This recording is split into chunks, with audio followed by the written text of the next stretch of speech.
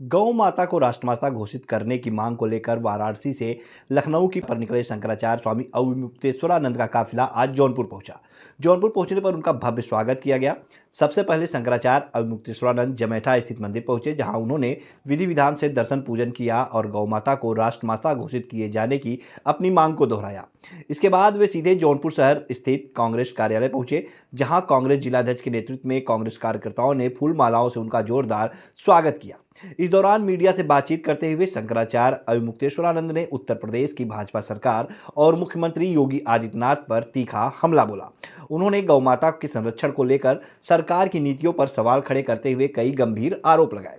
इतना ही नहीं, मुख्यमंत्री योगी आदित्यनाथ पर तंज कसते हुए शंकराचार्य ने कहा कि सरकार के बयान और काम में भारी अंतर है। उन्होंने यहाँ तक कह दिया कि यह स्थिति थूक कर चाटने जैसी है। आखिर सरकार पर शंकराचार्य ने क्या क्या आरोप लगाए और मुख्यमंत्री योगी आदित्यनाथ को लेकर उन्होंने क्या कुछ कहा, आइए आपको सुनाते हैं शंकराचार्य अवमुक्तेश्वरानंद का ये बयान। मुख्यमंत्री योगी हैं, लेकिन योगी जो है, ये नियम है अपने देश में कि लोग जो है राज छोड़ करके सन्यासी बनते हैं। उनका समादर भी हुआ है। जो राजा राजपाट छोड़ करके योगी सन्यासी बने थे, उनका समाज ने खूब आदर किया। लेकिन कोई सन्यासी अगर राजकाज में वापस जाता है, गृहस्थी में वापस जाता है, संसार में वापस जाता है, तो अपने समाज में उसका सम्मान नहीं होता है। जब तुम योगी बन गए थे, जब तुमने माँ बाप छोड़ दिया था, घर बार छोड़ दिया था, तो फिर तुम सांसारिक पद पर क्यों गए?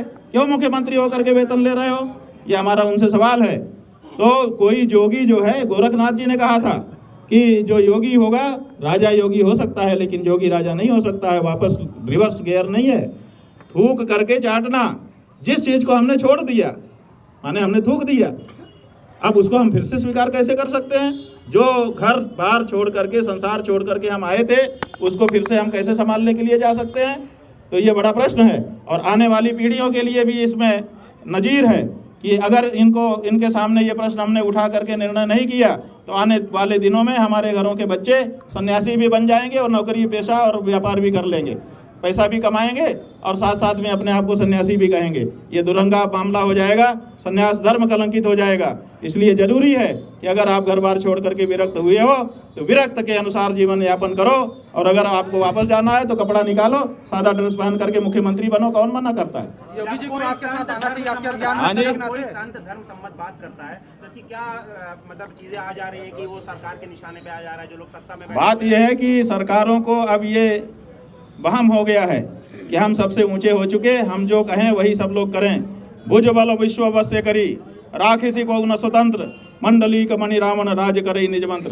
तुलसीदास जी ने लिख दिया है कि अपनी भुजाओं के बल से पूरे विश्व को वश में कर लिया और उसके बाद सबके बीच में बैठ करके अपने मंत्र से, माने अपने मनमानी राज कर रहा था। जो वो कह दे वही धर्म।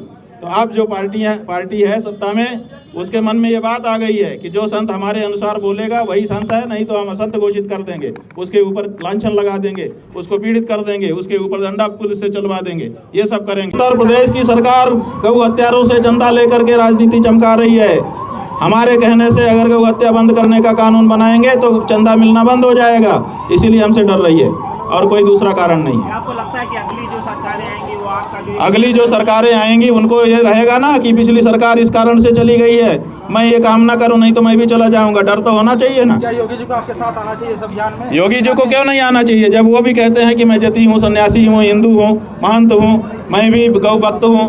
जब सब कुछ हमारी जैसा उनका कहना है, तो क्यों उनको हमारे साथ नहीं आना चाहिए? उनको तो दौड़ के आना चाहिए कि भैया जो कह रहे हैं वही तो मेरा मामला है, मैं तो आपके साथ हूँ। लेकिन वो क्यों नहीं आ पा रहे हैं? इसका मतलब उनकी कथनी और करनी में अंतर है। डिप्टी सीएम ने स्वागत किया, वही योगी जी को डिप्टी सीएम ने मौखिक स्वागत किया है, व्यावहारिक स्वागत तो अभी 3 दिन बाद पता चलेगा कि वो कर पाएंगे कि नहीं कर पाएंगे। नहीं आई कुछ अभी तक। बाबा होने का टैग, राजनीतिक बाबा होने का टैग इसलिए लगता है क्योंकि राजनीतिज्ञों के लिए हम समस्या बन जाते हैं। लेकिन बात बताइए, गाय माता की रक्षा के लिए हम आवाज़ उठा रहे हैं, ये कौन सी राजनीति है? बताइए।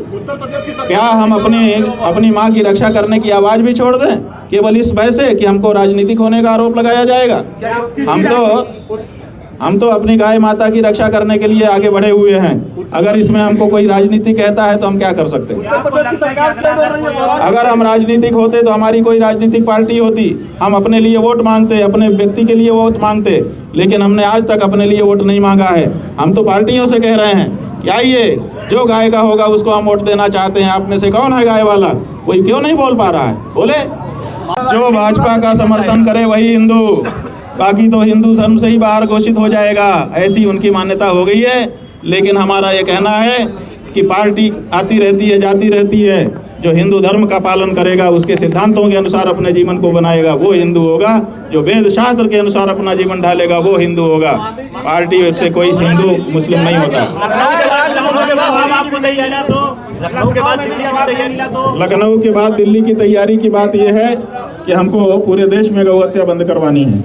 अभी तो ये प्रदेश की बात है, इसलिए लखनऊ के बाद दिल्ली भी होता है। 2027 के चुनाव में क्या संत समाज विरोध करेगा? 2027 2028 से हमें लेना देना नहीं है बंधुओं। हम तो 2026 से रूबरू हैं। जब 2026 में वो सरकार है जो अपने आप को कहती थी कि हम हिंदू हैं, हम गौ माता की रक्षा करेंगे, तो जब 2026 की सरकार नहीं कर रही है तो हम अभी तो उससे मांग कर रहे हैं। अभी हम अगली कल्पना क्यों करें?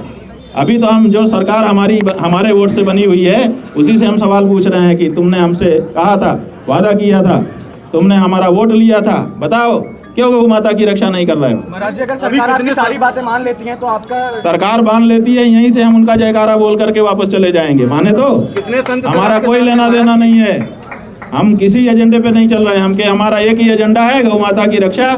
और वो इसलिए है कि वेदों शास्त्रों ने हमको आदेश किया है कि तुम ये करना, और पूरे देश का हिंदू जिसके हम गुरु हैं वो ये चाहता है। इसलिए पूरे देश की आवाज़ और सनातन धर्म के शास्त्रों की आवाज़ उठाने के लिए हम ये काम कर रहे हैं। महाराज जी, अब तक ऐसा है कि हमारे शंकराचार्य होने पर सवाल उठाने का अधिकार किसको है? हमारे यहाँ हमारा धर्म जो है उसमें शंकराचार्य 4 हैं और वो सर्वोच्च हैं। तो जब सर्वोच्च शंकराचार्यों ने, एक पीठ पे तो हम ही हैं, बाकी 3 पीठ के रहे, जब उन्होंने हमारा अभिषेक कर दिया, हमको घोषित कर दिया, जब राष्ट्रपति किसी को शपथ करा देगा, अब उसके बाद कोई कह सकता है, भले विपक्षी पार्टी का हो, कि हम इनको प्रधानमंत्री नहीं मानते। राज्यपाल ने जिसको शपथ करा दिया मुख्यमंत्री के रूप में, उसके बाद कोई कह सकता है कि हम इनको मुख्यमंत्री नहीं मानते? उसी तरह से जब बाकी के 3 शंकराचार्यों ने हमारा अभिषेक करके हमको शंकराचार्य घोषित कर दिया, तो किसी की औकात है कि वो कहे कि हम इनको नहीं मानते? तुम्हारे मानने से कोई शंकराचार्य बनता है? तो क्या किसी मुख्यमंत्री को, क्या किसी राजनीतिज्ञ को, क्या किसी मुख्यमंत्री को ये अधिकार है कि वो शंकराचार्य बनाए या बिगाड़े? जो बनाता है उसी को बिगाड़ने का अधिकार होता है। शंकराचार्य ही बनाते हैं, दूसरा कोई नहीं बनाता। हम चाहते हैं कि देश में ये जो नक्काल आ गए हैं, ये जो काल नेमी आ गए हैं, ये जो ढोंग पाखंड शुरू हो गया है, असली और नकली की कोई भेद ही नहीं रह गया, पहचान ही नहीं रह गई।